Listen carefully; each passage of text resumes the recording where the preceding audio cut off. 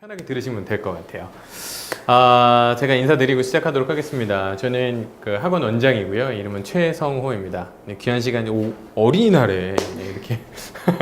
물론 이제 저희가 부모님들도 어린이날이랑은 직접 상관이 없어졌고 학생들도 마찬가지긴 하지만 그래도 어린이날인데, 왜 어린이날을 하게 됐냐면, 원래 이제 저희가 1년에 크게 보면 설명회가 두 번이 있거든요. 하나는 12월 달에 하는 이제 정규반 시작할 때 설명회가 한 번 있고, 또 한 번은 입시 요강이 다 확정이 되고 나서 여름방학 시작하기 전쯤 6월 말에서 7월 초에 하는 설명회가 이제 거의 공식적으로 제일 크게 두 번인데, 사실 이번에는 약간 간담회 성격으로 해서 저희가 외부의 분들한테는 전혀 일체 사실 공지를 잘 안 했어요. 그래서 학부모님들이 근데 지금 시기쯤이면은 중간고사 끝나고 애들이 어떻게 하고 있나 궁금하실 만한 시기고, 일단은 좀 그런 니즈가 좀 있으실 것 같아서 사실은 막 그냥 거창한 얘기들을 너무 많이 하기보다도 그냥 이제 핵심적인 것들 말씀드리고, 궁금한 것들 오히려 저희가 질문 받고 하면서 이제 저희가 수업 지금 어떻게 하고 있는지를 좀 쉽게 설명을 드리려고 그렇게 생각을 했었어요. 그래서 좀 편하게 들으셔도 될 것 같고요. 그래서 오늘 이야기는 그런 포인트, 그러니까 지금 학생들이 어떻게 공부해가고 우리 애들 어떻게 다니고 있는가, 그리고 일단은 좀 재원생 어머님 아버님들께 제가 초점을 두고 좀 설명을 드리려고 하고요. 시간은 저희 빨리 해야죠. 설명회는 무조건 짧게 할수록 좋은 겁니다. 그래서 저는 한 30분 할 생각이고요. 그 다음에 이제 또 제가 그래서 좀 약간 상위권 학교 중심으로, 그리고 오늘은 저희가 보통 12월 말에는 보통 어떤 설명을 하냐면은 논술이란 게 어떤 거고 막 이런 약간 개괄적인 얘기를 주로 드려요. 잘 해야 된다는 건 알지만은 잘 모르니까. 근데 지금쯤이면 해야 된다라는 거에서 이미 그 이론의 여지는 없어졌고, 한다는 건 이미 정해져 있는 상태에서 뭐 어떻게 해야 되는지 이런 게 좀 중요해지고요. 그 다음에 뭐 6월 말에서 7월 초쯤에 되면은 그때는 이미 뭐 다 급해진 상황에서 뭐 원서를 어떻게 지원할 거고, 대학 지원 어떻게 결정해야 될지, 학생부 전형하고 개수 몇 개 골라야 될지 뭐 이런 걸 아주 정하는 정도의 목적이 있기 때문에 이제 오늘은 그래서 조금 설명을 드리려고 합니다.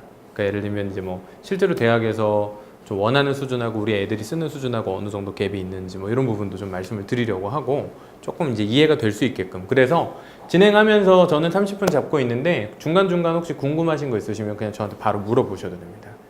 이렇게 해주시고 얘기해 주시면은 설명이 부족한 부분이 있으면 그런 걸 체크를 해가면서 넘어가려고 합니다. 그래서 편하게 들어주시고, 또 모르시는 거 있으시면은 오늘 물어보시면 제가 아는 것 안에서 최대한 다 말씀드리도록 하겠습니다. 그래서 이제 아까 말씀드린 것처럼 핸드아웃에 이미 기본적인 내용은 다 있으니까요. 필기에 그렇게 크게 연연히 하지 않으시고 전체 흐름을 한번 들어보시면 좋을 것 같아요. 네, 우선은 이제 뭐 이런 순서가 있는데, 처음에는 이제 대학별 수시 전형이 어떻게 바뀌어지는가에 대한 얘기인데, 이 얘기를 조금 해드리고 짧게만 할 거예요. 그 다음에 작년 논술 얘기를 조금 해드리려고 합니다. 작년 논술을 사실 해드릴 수 있는 얘기가 학부모님들께는 사실 별로 많이 없어요. 그러니까 이제 12월 달에 설명드릴 때는 어떤 거냐면, 그때 바로 시험 보고 온 학생들의 풍문, 근거가 없는 상황에서 애들이 어떻게 이렇게 봤다고 합니다, 이런 애가 붙었습니다, 이런 얘기만 해드리고요. 그 다음에 이제 7월 달에는 사실 그 문제의 실제 내용이 궁금해하지 않으세요. 너무 급해진 상황이니까 그때는 뭐 사실 뭐 어떻게 되고 설명 자체보다 이제 마무리를 어떻게 해야 되냐 뭐 이런 게 좀 중요할 뿐이죠. 근데 오늘은 근데 이제 오늘이 이제 설명을 조금 해드리려고 하는 게, 그렇다고 해서 대학 문제를 다 설명드릴 수는 없어요. 근데 핵심적인 학교들을 가지고서 예를 들어 드릴 거예요. 근데 이제 예를 들면 우리 애가 논술을 뭐 하나 쓸 수도 있고 6개 다 쓸 수도 있는데, 다 하는 것보다는 사실은 한두 개의 핵심이 되는 학교가 실제로 어떻게 평가가 되고 기준이 되는지를 제대로 잘 이해하시는 게 일단 더 중요할 것 같아서 샘플 케이스로 연세대를 가지고서 한번 설명을 좀 드리려고 해요. 그러니까 예를 들면 합격이 되는 경우하고 안 되는 경우하고 어떻게 차이가 나는지를 말씀드리려고 합니다. 그 다음에 이제 세 번째는 논술하고 학생부 합격 사례인데 개괄적으로만 드릴 거예요. 뭐 자랑도 해야 되잖아요. 작년에 애들 막 어떻게 했습니다, 이런 거. 근데 오늘 다 얘기할 수는 없고 일부 케이스들. 근데 이것이 그냥 합격했다더라 하면은 되게 공허해요. 걔가 얼마나 했길래, 어느 정도 했길래 합격했는지가 궁금하실 것 같아서 그거를 조금 정규반 기준으로, 수업 듣고 있는 애들 기준으로 말씀을 드리려고 하고요. 그 다음에 이제 네 번째는 17학년도 올해 하는 커리큘럼인데, 이거는 사실 커리큘럼은 그렇게 중요하지 않다고 생각해서 어차피 학원에 오면 개략적인 설명을 드리지만 재원생 학부모님들이 이미 믿고 보내셨기 때문에 저희가 해야 되고 있는 단계가 어떤 건지 설명해 드리는 거에 조금 더 무게를 두도록 하겠습니다. 일단은 17학년도 올해 바뀐 부분인데, 큰 틀로 쉽게 말씀드리면 바뀐 게 별로 없어요. 없다고 보시면 돼요. 그러니까 뭐 논술 약간 줄고 학생부 조금 늘고 아시는 거랑 크게 다르지 않은데 실질적으로 뭐 예상하지 않았던 변화가 일어난 부분은 없습니다. 뭐 서울대학교 케이스들이 있는데 뭐 요거는 일단 생략하고요. 뭐 연대 같은 경우 약간 변한 게 있어요. 근데 항상 이제 문제가 되는 게 특기자 전형들 아니면은 이제 뭐 국제 전형들 뭐 이런 전형들인데 테크노아트가 올해부터 없어지고 이제 하스라고 하는 인문사회과학 계열로 이제 완전 통합이 되는데 그냥 이거는 사실 큰 의미가 없는 게 예전에 테크노아트라는 이 학부 자체가 사실은 가려고 하는 애들이 굉장히 제한돼 있고 또 갈 수 있는 애들도 굉장히 안쪽에 앉으시는 게 편할 것 같아요. 왜냐면은 이 고개가 아프셔서 앞에 앉으시면 좀 힘들게 고개. 예, 그래서 이게 없어졌는데 관심이 있으신 경우에 한해서 그러면 이제 요거가 요걸로 대체됐다고 하는데 이게 무슨 의미냐 궁금하신 거는 이제 개인적으로 물어봐 주시면 좋겠고요. 논술 인원이 연대는 올해 변경이 없게 됐습니다. 그래서 실질적으로 고대는 조금 줄었는데 연대는 별로 안 줄었다고 얘기가 나왔었는데 아예 그냥 이제 변경 없는 걸로 확실하게 그대로 유지를 했고요. 근데 인원이 많지가 않아요. 연대는 아시겠지만 근데 워낙 입학 정원 자체가 사이즈가 작기 때문에 좀 그런 부분이 있고요. 그 다음에 이제 문과 학생들 기준으로 볼 때는 한국사 등급이 3등급까지 좀 추가된 거 정도 다 알고 계시리라고 생각하고요. 자연 계열은 지금 수능 최저가 좀 낮아졌어요. 근데 이제 인문 계열은 해당이 되지가 않기 때문에 뭐 그러고 보면 연대는 바뀐 게 없다. 논술 특히 중심으로 볼 때는 입학 정원의 사이즈인데 보통 그냥 이렇게 보시면 좋죠. 한 70% 30%라고 하는데 실제 인원이 어떻게 되는가 놓고 보면은 수시에서 일반 전형 논술이 683인데 학생부 교과하고 종합 합친 인원하고 거의 비슷하다고 보시면 됩니다. 요 정도 사이즈구나 라고 하는 것만 이해하시면 될 것 같고요. 그럼 예를 들면 이제 항상 기준은 경영대 기준으로 생각을 하셔서 뭐 연대 경영이 100명 뽑는다. 100명 뽑는다고 했을 때 70%가 수시일 텐데 그 중에 학생부로 갈 수 있는 친구하고 논술로 갈 수 있는 친구의 비중이 거의 동일하다. 이렇게 보시면 되겠죠. 교과 전형의 경우나 학생부 종합의 경우에는 거의 뭐 서울대랑 중복하는 합격이 거의 되는 학생들 건의 경우이니까 이미 어느 정도 좀 준비가 돼 있는 학생을 제외하고서는 지금 해서 좀 뭔가 달라질 수 있는 부분은 이쪽하고 이쪽 두 가지다 이렇게 보시면 되겠고 특기자는 뭐 사실은 문과 학생들은 여기 약간 인문학 인재 계열, 사회과학 인재 계열 요게 하스인데 요런 두 가지 정도 있는데 해당이 되는 친구들이 보통은 뭐 외고 아니면 자사고라든지 아니면 일반고지만은 조금 더 이런 특기자로서의 준비를 조금 해왔던 친구들에 좀 국한이 돼 있기 때문에 보통의 경우에는 요 일반 전형하고 요 정시 인원 요 두 가지로 보시는 게 평균적이라고 보시면 되겠습니다. 뭐 연대는 다른 학교랑 특이점이라고 하면은 요게 좀 많다는 거. 특기자. 쉽게 말하면은 좀 외고랑 과고 학생들이 상대적으로 좀 더 유리할 수 있는 전형의 사이즈가 다른 학교에 비해서 좀 더 크다는 게 특징이긴 합니다.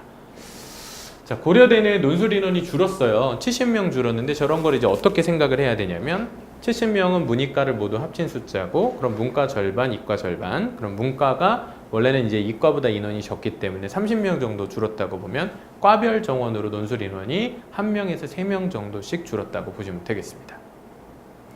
학교장 추천 뭐 이런 얘기 나오지만은 그냥 비슷비슷하고요. 일반 전형이 한국사 3등급인데 연대랑 고대까지는 3등급이 최저 조건이 된다. 이렇게 이해하시면 되죠. 근데 보통 연고대 지금 지원할 정도 생각하고 있는 친구들이 한국사 3등급이 아주 어려운 수준은 아니거든요. 보편적으로. 크게 걱정하지는 않으셔도 되고요. 뭐 인원 있는데 요건 나중에 데이터 그냥 보시면 되고요. 그냥 요거 정도만 말씀드릴게요. 경영대가 논술로 뽑는 인원이 92명이다 정도의 사이즈인 거죠. 저게 이제 작년이 한 99명, 작년에 100명이 좀 안 됐었는데 한 경영대는 좀 인원이 많다 보니까 감소한 인원도 조금 많아서 한 7명 정도 줄어든 것 같아요. 그래도 이제 92명이니까 사이즈 자체는 좀 크죠. 연대랑 고대의 특징이라고 한다면은 학과별로 논술 인원을 뽑는다라고 하는 특징이 있습니다. 서강대나 성균관대는 단위로 뽑아요. 그래서 인원이 되게 많아요. 막 100명 단위 이렇게 되는데 근데 이게 의미하는 게 뭐냐? 나중 얘기지만은 과별로 커트라인의 차이가 많이 생기기 때문에 어떤 과를 지원하느냐에 따라서 논술 실력과는 관계없이 합격 여부가 갈릴 수 있다는 얘기죠. 쉽게 말하면 안정 지원을 위해서 하향을 했을 때 대표적인 데가 어디가 있을 수 있냐면요. 지금 이제 우리 문과니까 인문 계열을 생각해야 될 때는 여기요. 식품자원경제학과 15명 뽑는 이 학과 같은 경우에는 논술 커트라인이 조금 낮습니다. 경험적으로. 점수를 공개한 적은 없는데요. 그래서 이제 지도해 봤을 때 예를 들면 이제 한 2년 전쯤에 재수하는 학생이 이제 뭐 장학금 받고 합격했던 적이 있었는데 그 친구는 그렇게 논술을 잘하는 친구는 아니었어요. 이제 그런 게 또 가능하기도 하고요. 뭐 연세대 같은 경우에는 신학과도 있고요.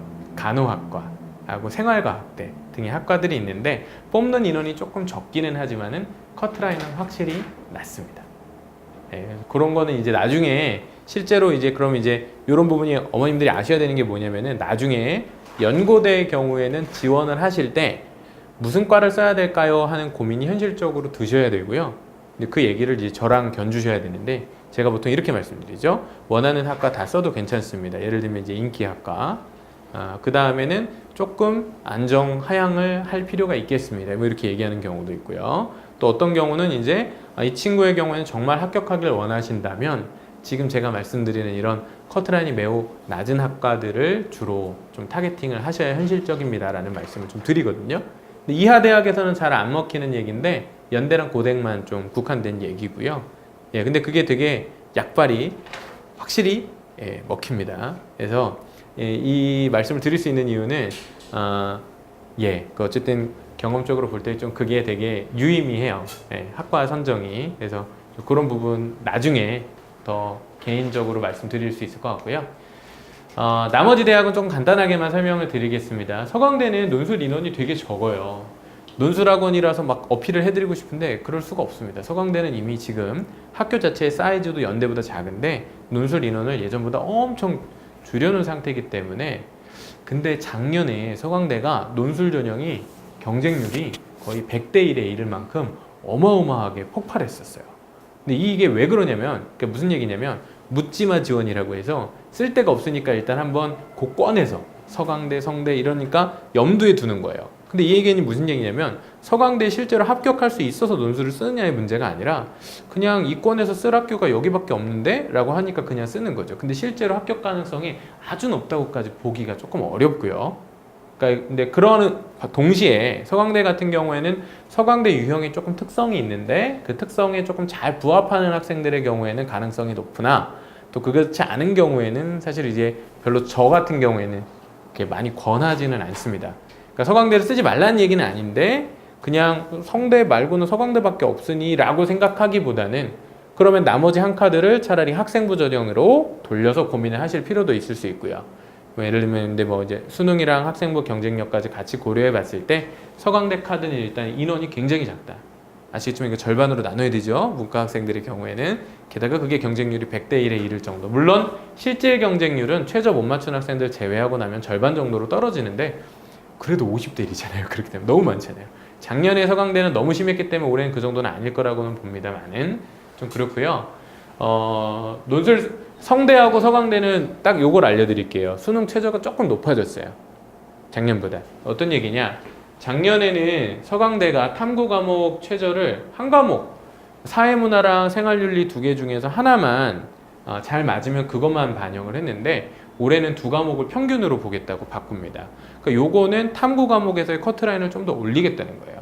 그러니까 이 얘기는 뭐냐? 작년에 논술고사로 뽑아보니 수능의 기초가 조금 안 돼 있는, 즉 공부 조금 잘 안 되는 학생들이 의외로 걸려 들어온 경우들이 좀 제법 있어서 수능을 조금이라도 약간 더 커트라인을 올려야겠다라는 고민이 있었던 것 같아요.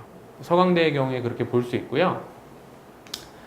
성대도 똑같아요. 성대도 같은 얘기를 해드릴 건데 성대는 근데 인원이 많아서 성대는 써야 됩니다. 상위권에 있는 학생들이라면 써야 되는 게 맞는데 이 얘기를 해드릴게요. 아까 서강대는 사회 탐구 과목의 반영 방식이 조금 더 올라갔다고 얘기를 말씀드렸어요. 학생부 반영 방식이 바뀌었어요.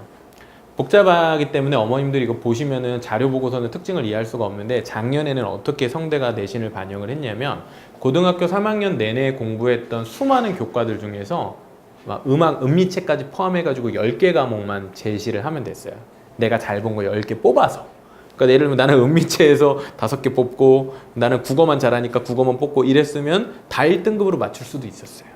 그만큼 거꾸로 얘기하면 수능을 내신을 전혀 보지 않겠다라고 작년에 이제 평가 방식을 했죠.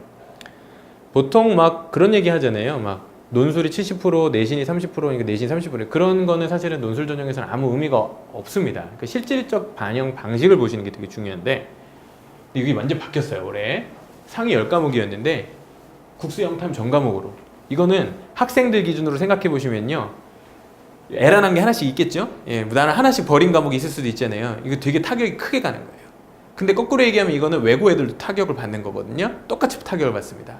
논술 전형의 경우에는 과고, 외고 상관없이 일반고와 똑같은 기준으로 내신 교과 부분을 평점을 매기기 때문에 외고 애들도 타격을 받는다는 얘기예요.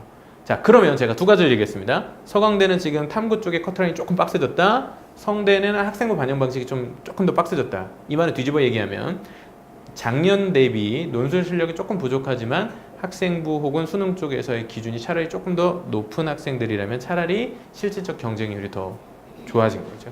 해볼 만한 상황이 된 거죠. 그렇기 때문에 반대로 얘기하면은 이제 수능이나 학생부가 엄청 약한데 논술 하나로만 걸어보려고 했던 학생들한테는 조금 더 힘든 싸움이 됐고, 예, 일단은 이런 특성이 있다라는 거. 자세한 내용은 또 나중에 설명드릴 거. 또 탐구도 바꿔버렸어요.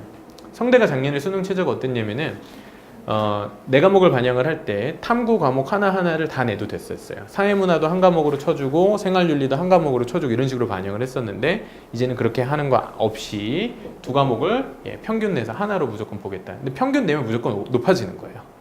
평균 내면 1, 4가 나왔을 때 4를 버릴 수가 없기 때문에 반영이 돼버려서 최저를 못 맞추고 깨져나가요. 따라서 올해 서강대랑 성균관대는 최저를 못 맞춘 실질 경쟁률에 커트라인에 걸려버리는 친구들 때문에 실질 경쟁률이 낮아질 겁니다. 예. 반대로 경쟁적인 그 부분에서의 우위를 가지고 안녕하세요. 저쪽에 앉으시면 될 것 같습니다. 그래서 조금 더 죄송해요. 저희 학원이 너무 이렇게 아담하다 보니까 이게 좀 들어오시기에 항상 좀 민망하신 그런 부분이 있습니다. 근데 하지만 또 굉장히 다정하고 또 좋은 느낌이 또 있지 않습니까? 그래서 일단 그렇고요. 크게는 이렇게만 말씀을 드리겠습니다. 한양대는 보지 마세요. 한양대는 그냥 생각하지 마세요. 한양대 딱 이 한 케이스만 말씀드리겠습니다. 우리 애는 문과인데 글을 잘 못 써. 논술을 못 써. 지금 논술학원에 와 있는데 우리 애는 논술을 못 해. 근데 대학에 논술을 어떻게 갈 수 있을까? 근데 수학은 무조건 1등급이야. 수학만 잘해. 수학만 잘하는 문과인데 우리 애는 내가 보기에 글로는 안 될 것 같아. 라는 경우만 한양대 상경계열로 논술 쓰시기를 권해드립니다. 한양대는요, 상경계열이 있고 상경이 아닌 인문계열이 있는데 인문계열은 쓰시면 안 돼요. 정치외교학과 클 것 같죠? 5명 뽑고 막 이렇습니다. 그리고 수능 최저도 없기 때문에 무한 경쟁이에요. 된다는 게 사실상 거의 기적과 같은 일입니다. 물론 논술 문제 자체가 어렵지는 않아요. 풀만은 합니다만은 고3이 쓸 일반적인 지원 전략은 아니고요. 대신에 상경계열에서는 그냥 쉽게 말씀드리면 한양대 상경 논술은 언어적인 인문 논술 전혀 변별력이 없고요. 수학 문제 잘 풀면 됩니다. 다른 학교 수리랑 전혀 달라요. 근데 난 딴 건 모르겠는데 수학만 잘해.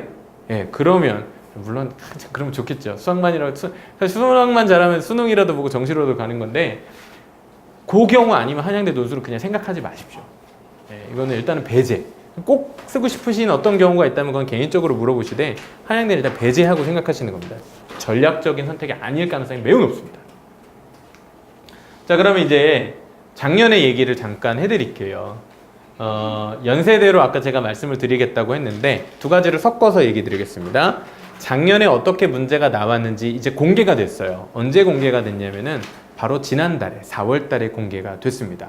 그래서 4월에 이제 기출문제가 공개가 됐고 그리고 나서 학교 측에 총평이 달렸는데 오늘 좀 이제 그러면서 논술 문제를 그렇다고 다 설명할 수는 없지만 학교 측이 평가하고 그냥 이거잖아요. 얼만큼 써야 합격하는지 합격이 왜 안 되는지 그 선 그거 오늘 설명해 드리려고 합니다. 작년에 출제됐던 문제인데 문제가 이렇게 나왔네요. 예술적 성취에 대한 제시문 가나다의 논지를 비교 분석하시오 하고 천자의 답안을 써내라 50점이다 이렇게 얘기했습니다. 이런 문제가 두 문제가 출제가 됩니다. 1번과 2번인데 그 중에 1번 문제를 보여드린 건데요. 이거는 인문계열 학생들이 그러니까 예를 들면 뭐 국어 공문이라든지 영어 영문 쪽 썼던 학생들이 풀었던 문제인데 이렇게 보니까 또 막 예술 이런 걸 알아야 되나 이런 생각이 드시겠지만은 꼭 그렇지는 않습니다.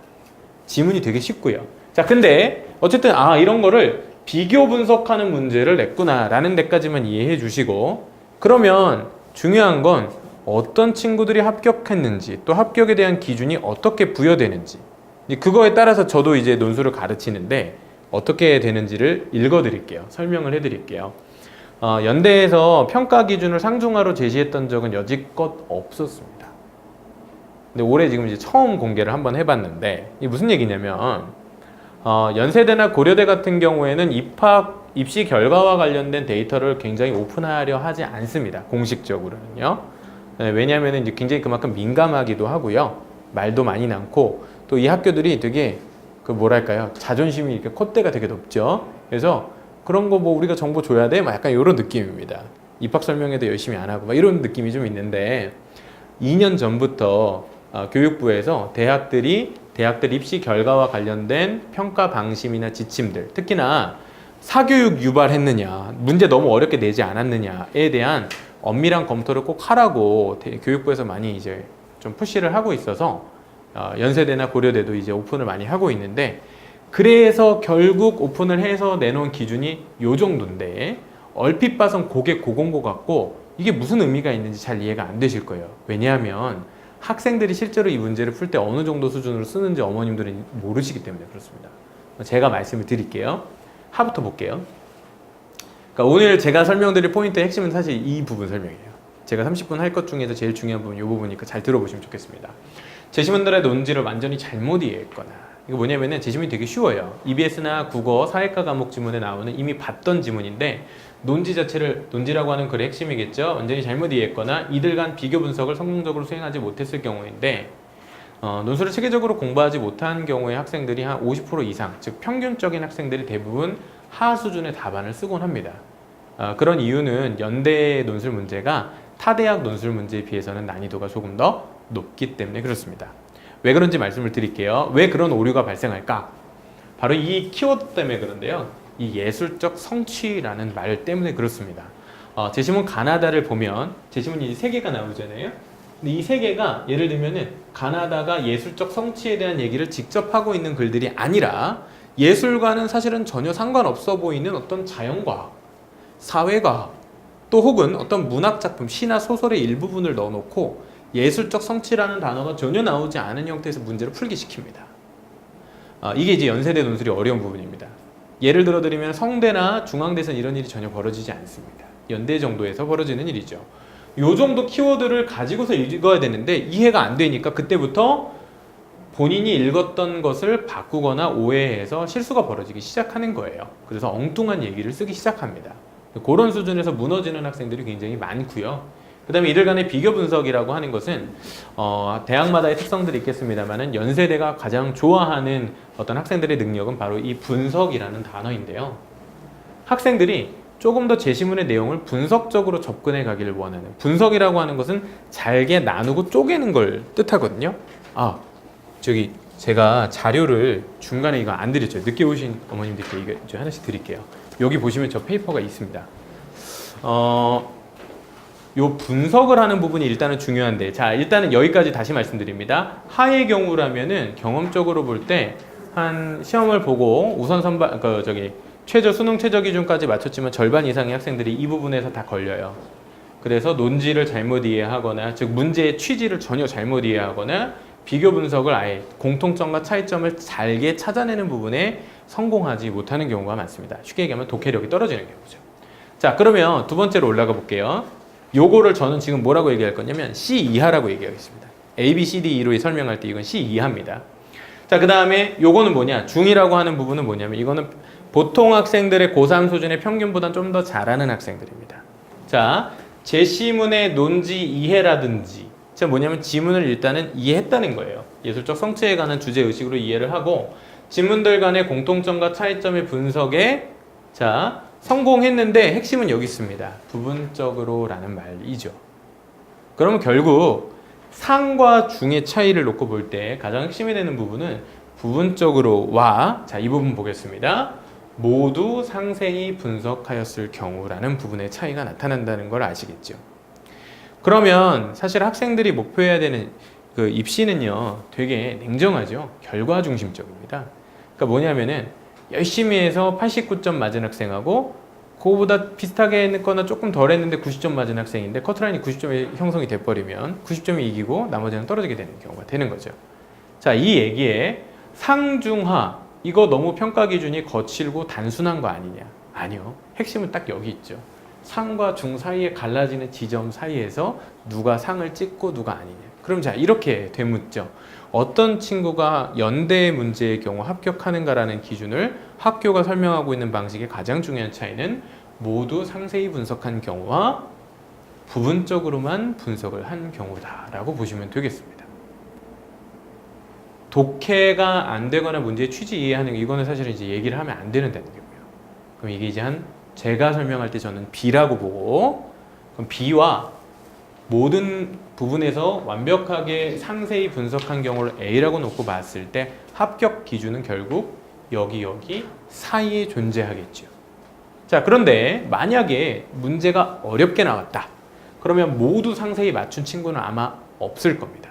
예를 들어 드릴게요. 가나다에서 공통점 차이점을 찾을 때 제가 평균적으로 분석하도록 제시문 하나당 중요한 분석 포인트를 한 3가지 정도 잡아내도록 여름방학에 목표를 하고 가르칩니다. 그러면 가나다 모두 다 찾아내면 한 9가지 된다고 볼 수 있겠죠. 9개에서 한 10가지 정도의 득점 포인트가 있을 겁니다. 그 중에서 정말 문제가 그날 좀 평이하게 나왔다. 그러면은 9개에서 10개를 다 쓴 학생들이 매우 많을 겁니다. 그런데 만약에 문제가 조금 어렵게 나온다면 그 9개, 10개 수준을 모두 도달하는 게 아니라 7, 8개 혹은 아까 말씀드렸지만 일부 학과의 경우에는 학생들의 커트라인 논술 성적이 조금 더 낮기 때문에 10개를 다 쓴 학생이 별로 없는 학과들이 있어요.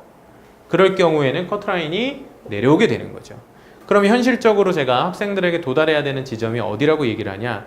제가 정규반이 12월 달부터 시작했는데 쭉 따라온 경우에는 이따가 말씀드리겠지만은 지금 이 정도까지는 갈 수 있도록 마인드는 요거는 당연해야 되고요. 여기서 지금 흔들리고 있는 경우는 빨리 수정을 해야 되는데 이거는 지금 제가 진행하고 있는 정규반에서 지금 시점에서 목표하는 수준은 아닙니다. 이건 다 끝났어요. 이건 이제 신규반에서 들어야 됩니다. 다시. 요 지점까지 도달해 있는데 이 부분을 언제?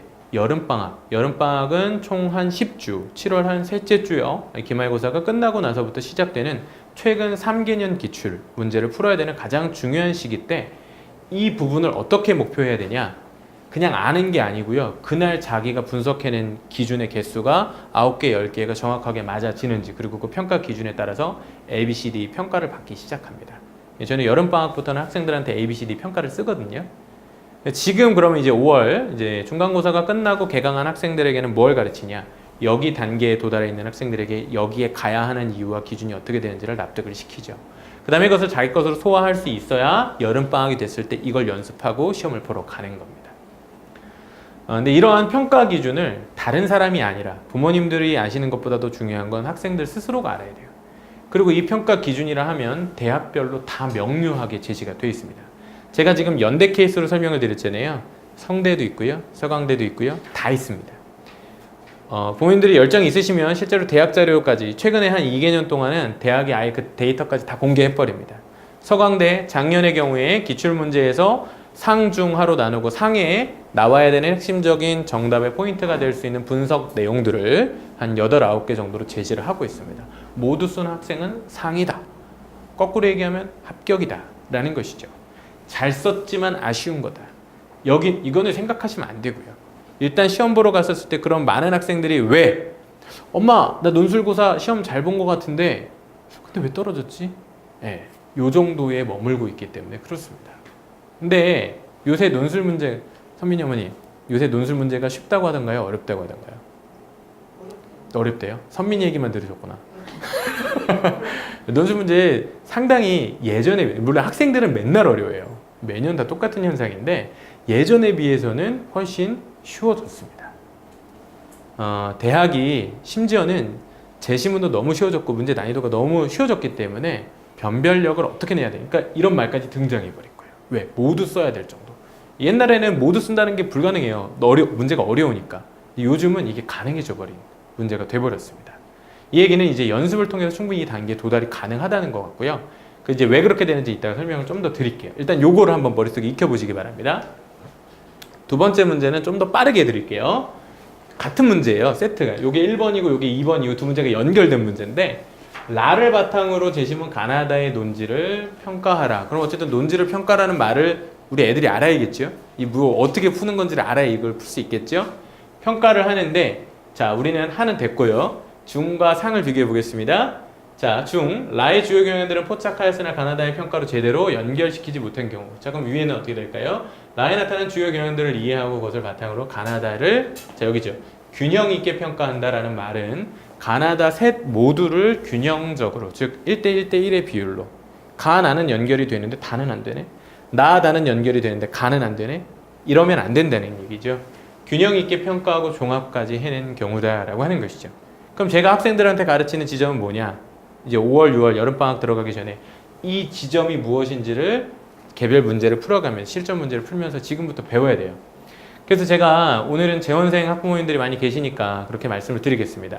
저는 가르치는 목표가 12월부터 4월까지는 일단은 기본적인 유형, 수학으로 치면 구구단을 익히고 공식을 외우는 연습은 지금 다 끝난 상태입니다.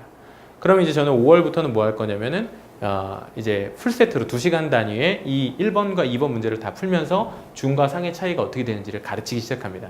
가르치기 시작한다고 애들이 다 익히는 게 아니겠죠. 배우고 여름방학부터 달리기 위한 준비를 그때 해놔야 되는 거예요. 근데 이 시기가 늦어지면 어떻게 되겠습니까? 여름방학 돼서 처음 이 얘기를 듣고 이런 기준이 있는지도 모르는 상태에서 목표 없이 애매하게 공부하는 거죠. 이렇게 해서 합격을 할 수가 없겠습니다. 자, 뭐 나오는데요. 뒤에 학교가 이런 총평을 했어요. 이 문제에 대해서. 인간과 동물의 관계라는, 자, 그 전년도에는 이런 문제가 나왔습니다. 인간, 동물 관계라는 키워드를 주고 비교 분석하는 문제를 작년에 내봤는데 그에 비해서 올해 냈던 바로 이 예술적 성취에 대한 문제에서는 기준을 제시하지 않고 있는데 무슨 얘기일까요? 인간, 동물이라는 키워드 혹은 관계라는 키워드를 더 세밀하게 주지 않고 그냥 예술적 성취라고 하는 두루뭉술한 주제만 줬다라는 얘기예요.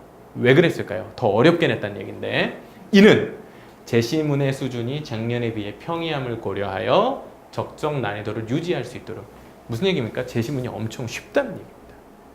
쉬운 문제를 풀고 애들이 쉽네. 근데 애들이 그 다음 단계가 뭐냐면 쓸 말이 없네입니다. 예. 근데 제시문 다 알았는데 뭘 쓰라는 거지? 예, 그 지점이죠. 바로 그 부분에서 거꾸로 얘기하면 이러한 구체적 키워드를 주지 않은 상태이기 때문에 학생들은 이 문제를 연세대의 경우에는 스스로 도출해내서 풀었어야 했습니다. 예술적 성취라는 말만 가지고 이 문제를 풀 수 있는 게 아니라는 거죠. 그래서 그것을 여러 형태의 난이도나 발문이 어떻게 주어졌는지, 또 이 문제에 따라서 당연히 학교가 묻고자 하는 부분이 어느 지점일지를 체계적으로 다 익혀야 돼요. 난이도에 따라서. 요거는 이제 사회과학 계열. 연세대는 한 해에 기출문제가 2개 나옵니다. 인문계열하고 사회계열 나오는데 요건 사회계열, 경영경제 학생들이 봤던 문제예요. 진정성 있는 사람이라는 서로 다른 관점. 근데 3가지의 관점의 차이를 설명하시오. 혹시 느끼실지 모르겠는데 아까요, 인문계열에서는, 자, 문제를 한번 볼까요? 논지를 비교 분석하죠. 그러면 논술 공부한 친구하고 안 친구하고 어디서 달라야 되냐면 여기는 논지를 비교 분석하라고 나왔어요. 근데 똑같은 3개 제시문을 비교하는 문제인데 여기서는 3가지 관점, 논지라는 말이 등장하지 않고 있습니다. 교수님들이 그냥 내시는 게 아니거든요. 논지하고 관점의 차이 알아요, 혹시? 알아요? 알아야 돼요. 이 용어적인 차이에 대한 이해를 가지고 있는 건 기본이에요. 4월달 전에 마감을 이게 제가 이미 다 해놓은 상태예요. 애들은 논지가 나왔을 때 혹은 관점이 나왔을 때 접근이 달라야 된다는 걸 당연히 이해하고 있는 거예요. 근데 사실 그런 차이를 애들이 잘 모르고 그냥 막 풀거든요. 거꾸로 얘기하면 관점이 무슨 말인지 몰라요, 애들이. 논지랑 관점 한 번도 그렇게 생각해 본 적이 없거든요. 비슷한 거 아닌가 이렇게 얘기해요. 근데 교수님들이 과연 그렇게 생각하시고 문제를 이렇게 뽑을까요? 그 인간과 동물의 관계라는 단어 하나를 제시문 때문에 평이함을 고려해서 그 단어를 줄지 말지까지 이렇게 고민하시는 분들이 문제를 이런 식으로 내시는데 이 차이를 과연 애들이 읽어내고 문제를 쓰고 있는 거죠. 그렇게 해서는 결코 상중하에서 상의 답안, 즉 합격할 수 있는 답안을 쓸 수 없다는 거예요. 그러니까 꼭 연대뿐만이 아니에요. 모든 학교가 다 마찬가지죠. 나름의 기준을 분명히 가지고 있고요. 근데 저희가 하는 역할은 뭐냐, 이거 사실 학생들이 다 공부할 수도 있고 어머니 아버님이 다 공부하실 수도 있는데 시간이 없잖아요. 국영수 공부해야 되는데 무슨 논술에까지 그렇게 시간을 투자하고 있겠습니까? 거기가 이제 저희가 할 일이죠. 시간을 단축시켜 드리는 일. 자, 2번째 문제인데요. 넘어가기 전에 요거는 제가 지금부터는 제 자랑 시간입니다. 제가 공부 어떻게 가르치는지를 자랑과 섞어서 말씀드릴 거예요. 제시문 라의 그림과 그림 2에 나타난 특징을 분석하고, 자, 여기서 이제 그림이 등장한다는 얘기가 갑자기 생뚱맞게 나옵니다. 논술 문제인데 표나 그래프가 등장한다는 얘기인데요. 저는 이제 지금 이제 제가 학원을 운영을 하고 있지만 전에는 뭐 다른 학원들에서 강의도 하고 그랬었는데 제가 여름 방학이 되면 연대 약간 좀 특화된 수업들을 좀 그동안 많이 해왔었어요. 그래서 특히나 이제 이 1번 말고 2번을 보면 표나 그래프 등이 나오는 문제. 예를 들면 사회문화를 봐도 그런 부분이 많이 나오는데 제가 맨날 얘기를 해도 뭐 설명드릴 방법이 없었는데 오늘은 조금 자세히 하는 시간이라서 조금만 제가 설명을 드릴게요. 그러니까 결론은 이겁니다. 제가 되게 잘 가르칩니다. 제가 되게 잘 가르치는데 왜냐하면 잘 가르칠 수 있는 준비가 돼 있는 경우가 없어요. 근데 이 내용이 어떻게 되는지를 좀 근거를 가지고 설명을 드릴게요. 그러니까 썰은 다 풀잖아요. 그죠? 근데 근거가 있는지를 좀 한번 말씀을 드려볼게요. 가나와 근거에서 이제 해석을 하라라고 하는 문제인데요. 이것도 50점, 이것도 50점입니다. 연대 기준에 2014학년도 지금부터 한 3년 전쯤에 딱 한 번 합격생들 커트라인 점수를 공개했던 적들이 있었는데 제일 잘하는 경영대 경영경제권 합격 점수가 83점에서 한 85점 정도 됩니다. 두 문제 다 맞췄어요. 두 문제 100점 중에서 83에서 85예요. 그만큼 난이도가 높다는 거죠. 이 두 번째 문제, 그러면 그만큼 중요한 문제일 수 있는데 왜 1번만 50점 맞았다고 해도 2번 못 쓰면 안 되니까요. 작년에 제가 이제 시험 끝나가면 애들이 저한테 전화해요. 선생님 저 연대 시험 보고 왔는데 문제 이런 거 나왔어요. 아 그래? 난 문제를 안 봐서 모르겠는데 선생님 저 이렇게 답 썼는데 이게 맞을까요? 근데 문제를 안 봤는데 내가 어떻게 알아? 근데 네가 잘 쓴 거 같아? 그럼 잘 썼겠지? 이런 얘기를 합니다. 그런데 2번 문제는 좀 얘기가 달라요. 2번은 되게 객관적으로 얘기만 듣고서도 분석이 되는 지점들이 있는데 작년에 이 2번 문제를 풀고 여러 학생들이 저한테 전화를 해서 얘기를 해보니까 잘 쓴 애하고 안 쓴 애가 전화를 듣고서도 갈리더라고요. 얘가 조금 좀 실력 발휘가 안 됐구나 한 경우하고 정확도는 모르겠지만 그래도 비교적 잘 풀어갔다라고 하는 경우. 왜 그랬을까요? 이 그림이 제법 하지만 어렵지 않아요. 왜 그런지 알려드릴게요. 작년에 출제됐던 문제의 그림 1과 그림 2입니다. 단순하게 생각해 볼게요. 막대기 그래프가 나와 있고 커지네요, 커지네요, 작아지네요, 커지네요. 검은색에서 빗금친 걸로 갈수록 늘어나죠. 이렇게 왼쪽에서 오른쪽으로 갈수록 똑같이 일관성 있게 커진다는 생각 정도는 눈으로 보고 할 수 있을 거예요. 오른쪽으로 오니까 얘는 커지는데 얘는 의외로 작아지네요.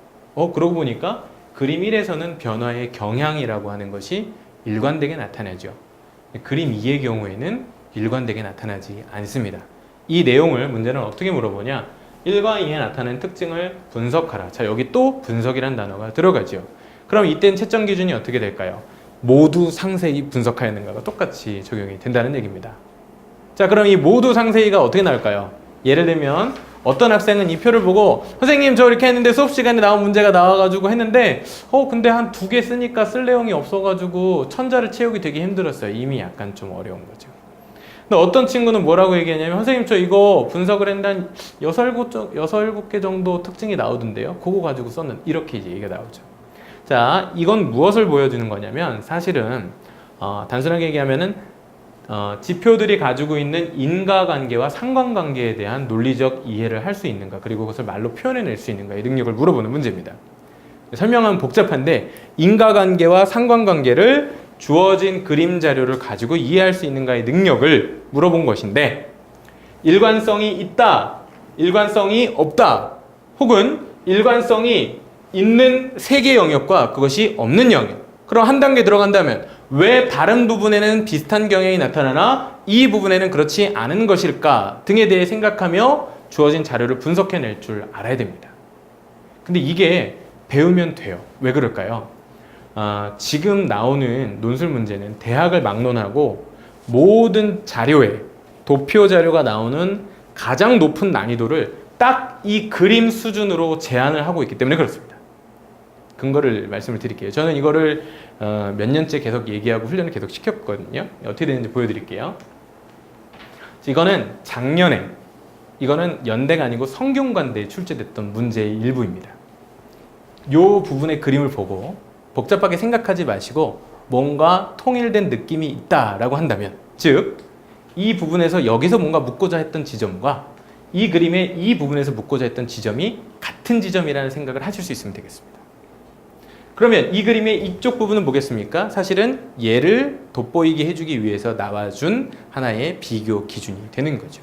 물론 얘도 분석하고 얘도 분석해야 되겠습니다만은 작년 문제고요. 성균관대는 작년 문제에서 이 부분을 이렇게 냈네요. 근데 이거는 같은 원리를 가지고 있는 문제입니다. 과연 이게 작년에만 국한된 문제일까요? 쉽게 말하면 작년에 똑같은 애 성대 문제도 보고 연대 문제도 봤는데 요거까지. 근데 이걸 이해하실 수 있는 분들은 이건 도표 자료를 어렵게 통계를 해석하는 게 아니라 논리를 이해할 수 있는 겁니다. 논리적 사고를 할 수 있는가예요. 그걸 물어보는 가장 어려운 지점이죠. 그럼 이게 쉽게 나오면 어떻게 되냐? 요거 하나만 나오거나 그럼 뭐 얘보다 얘가 크다밖에 모르겠지요. 그다음에 요거만 주거나 왼쪽 게 더 크다 이 정도 알겠죠. 혹은 뭐 이런 식으로 단순한 것도 있지만 그게 복잡해지고 꼬여져서 제일 어려운 수준이 나올 수 있는 게 이게 끝이라는 거예요. 이거 이상은 나올 수가 없습니다. 자, 이 문제는 뭐냐? 2012학년도에 나왔던 연세대 기출문제, 경영경제 계열에서 풀었던 학생들이 실제 풀었던 문제입니다. 같은 구조라는 게 보이시면 좋을 텐데요. 이게 뭔지는 모르겠지만 상당히 유사한 것 같다는 느낌이 드셔야 될 텐데요. 이게 기출을 체계적으로 공부하고 비교 기준, 평가 기준에 맞춰서 공부를 충실하게 이 문제를 풀었던 학생이라면 적어도 이 문제 풀 때 기분이 좋지 않았겠어? 이거 뭔가 내가 아는 거, 알 것 같은 느낌이 들 거 아니야, 그지? 예, 그런 거죠. 근데 이제 구체적으로 그것을 어떻게 제가 가르치고 학생들에게 분석할 수 있도록 방향을 정리해 주는지. 사실 이거는 근데 이제 일반 고교 교육 과정에서 사실 나오기가 좀 어렵고요. 저희처럼 그냥 이제 논술 문제를 계속 풀다 보니까 학생들한테 이걸 어떻게 방법적으로 가르쳐야 될까를 고민하는 수준에서. 그리고 의외로 대학 가면 당연히 배울 것 같은데 대학에서도 사실 안 배워요. 이건 너무 기초적인 방법론이라서 그러니까 한국의 조금 더 통계적이고 방법론적인 논리학을 공부하는 수업에서는 이건 수준이 너무 낮아서 사실 또 안 배우거든요. 고등학교에서 당연히 배웠을 거라고 생각하고 또 안 가르치는 부분이에요. 그래서 이게 좀 빈 공간인데 이런 부분들을 찾아내고 학생들이 조금 더 쉽게 접근할 수 있도록 방향을 제시하는 거. 예, 저희가 이제 그런 방향들을 가지고 공부를 시키고 있습니다. 막 하는 게 아니라는 얘기를 드리고 싶었어요. 그 다음에 이제 나머지 문제는 이제 참고하시는데 고려대는요, 지금 정규반 부분들로 말씀을 드리면은 저희가 3, 4월에 한번 공부했는데 고려대는 유형이 조금 난해해서 사실은 문제 한번 읽어볼게요. 이건 수정이 안 됐네요. 이거 연대 걸로 잘못 들어가 있네요. 고려대는 나중에 참고 자료로 그 펀칭이 되어 있는 자료를 보시면 기출이 나와 있는데 연대 문제보다 조금 더 난해하고 쓰기 힘들어 합니다. 그래서 당장은 고민할 필요가 없이 조금 기본기를 쌓아놓은 것으로 수능 이후에 집중적인 대비로 충분히 공부할 수 있기 때문에 당장은 너무 크게 걱정하지 마시고요. 수리논술과 관련해서 걱정하시는 분들이 있는데 수리논술 부분도 충분히 수능 이후에 대비할 수 있고 여름방학에 한 3회 정도 경험할 수 있는 기회를 학생들한테 제공합니다. 그러니까 수리논술은 수학이 어려워서 못 푸는 게 아니고 이 문제 유형이 낯설어서 못 푸는 거예요. 그 정도만 학생들이 이해할 수 있으면 되기 때문에 고려대에 대해서는 크게 걱정 안 하셔도 되겠습니다. 빨리 마치겠습니다. 그러면 요 얘기를 해드리고 이제 저는 좀 마무리를 하는 게 좋을 것 같은데요. 얼마나 해야 합격하나요의 기준인데 정규반 기준으로 한번 설명을 제가 좀 드리려고 해요. 저랑 같이 공부하는 학생들. 저희가 지금 학원에 재원생이 한 고3 학생들이 한 5, 60명 정도 되거든요.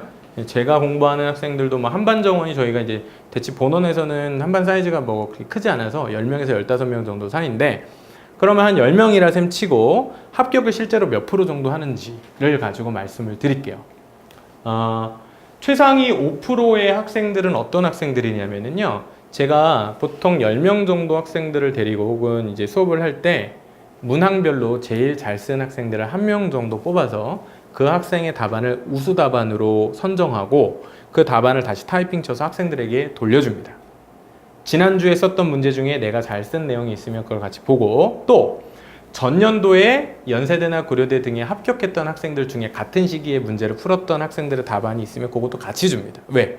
선생님인 제가 쓰는 답안하고 학생들인 자기 또래가 쓰는 답안은 서로 느낌이 달라요. 나랑 똑같은 애들인데 진짜 이렇게 썼구나. 봐야죠. 그리고 실제로 내가 잘하고 있구나라는 확인을 해야 되는데 이 최상위 5%라고 하는 건 뭐냐면 20명 중에 1명, 10명 기준으로는 0.5명이어야 맞는데 어쨌든 이 5% 정도 학생은 20명 정도에서는 1명꼴로 매회 우수 답안을 써내는 학생들이 있습니다. 근데 이건 시점상 언제 기준이냐면 여름방학을 기준으로 합니다. 지금도 우수답안을 써주고는 있는데 지금은 들쑥날쑥 할 수 있어요. 그리고 지금은 사실 그렇게 중요하지는 않습니다. 정말 중요해지는 건 최근 3개년 기출, 실제 모의고사를 풀듯 평가를 받아보는 그 문제를 놓고 매회 우수답안 평가를 받을 수 있는 학생이라고 한다면은 그 학생이 저한테 와서 선생님 저 연대 어디 있을까요? 너 마음대로 써. 그리고 그런 경우라면 어머님들께 제가 전화드려서 어머님들이 물어보시거든요. 진짜 연대 써도 될까요? 라고 할 때 제가 예, 가능하죠. 연고대 둘 중에 한 곳은 분명히 합격할 겁니다. 라고 제가 과연 호언장담할까요? 예, 합니다. 네, 하는 경우는 요건에 한해서만입니다. 작년 경우 말씀드릴게요. 중동고의 케이스 하나 남학생인데 어머님이 이제 교수님이셨어요. 그래서 이제 이렇게 물어보시더라고요. 저 사실 다 아는데 우리 애가 얼마나 잘하는지 어머님 선생님 의견이 궁금합니다. 이렇게 물어보시더라고요. 아주 딱 직접적으로 제가 말씀드렸습니다. 네, 가능합니다. 예, 연고대 둘 중에 하나 붙을 겁니다. 근데 제가 틀렸어요. 어떻게 됐냐? 연대도 예비번호 경제를 썼는데 예비를 받았고 고대는 서어서문을 썼는데 거기도 예비를 받았습니다. 근데 연고대는 논술이 추합이 잘 발생하지가 않습니다. 예비를 받았지만 그러니까 논술은 굉장히 잘 쓴 거죠. 합격선으로. 그럼에도 불구하고 결국 아쉽게 합격은 하지는 못했었어요. 근데 그럴 만큼 실제로 이권에 해당하는 학생들의 경우에는 현장에 가서 물론 뻘짓할 수 있겠지만 합격할 정도의 실력을 충분히 갖추고 있습니다. 제가 그 이야기를 빠르면 7월, 늦으면 8월 이미 그 수준에 도달해 있는 학생들에게는 그렇게 이야기를 해줍니다. 그럼 얘만 합격하나? 아니요, 그렇지는 않죠. 제가 현실적으로 합격권으로 보고 있는 수는 여기 상위 20%대까지입니다. 10명 기준으로 하면 상위 2명이겠죠. 이 얘기는 무슨 얘기냐? 한 해 농사를 지었을 때 정규반 기준으로 10명 기준으로 연고 성대까지 쳤을 때 저는 현실적으로 2명에 3명 목표합니다. 열에 둘 셋인 거죠. 열에 둘 셋. 근데 어느 기준이냐면 정규반 기준이에요. 그러니까 나중에 온 친구 말고 막판에 온 친구들 말고 정규반으로 따졌을 때 열에 둘 셋. 요 기준은 얘랑 뭐가 다르냐? 얘는 우수답안을 쓰긴 쓰는데 매주는 아니에요. 예, 격주로든 이게 좀 듬성듬성이든 쓸 수 있는 실력을 가지고는 있지만 그것이 아주 완벽한 수준이 아닌 경우죠.